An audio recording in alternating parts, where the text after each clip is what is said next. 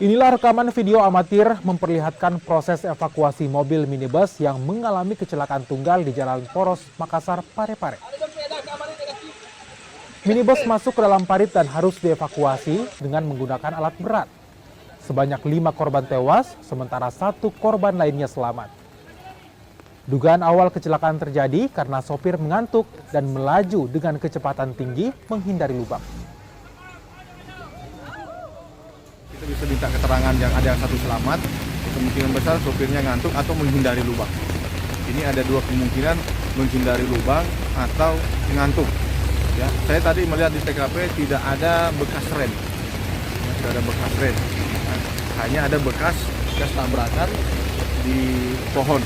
Kalau lihat bekas tabrakan pohonnya dengan kondisi seperti itu, kemungkinan kecepatannya cukup tinggi. Yang selamat cuma 1, ya. Yang selamat saya itu suami dari atau yang punya anak yang 4 tahun itu. Ini informasi juga dari rekan saya dari Kanit Laka, ini keluarga yang akan ke mana? Ke Papua, ya. Kita lihat dari KTP hampir semua beragama Nasrani, Kristen, dan kemungkinan mereka habis dari Tator, habis Natalan atau Tahun Baru. Itu sementara, dan sekarang yang satu juga masih di puskesmas, ya, masih di puskesmas.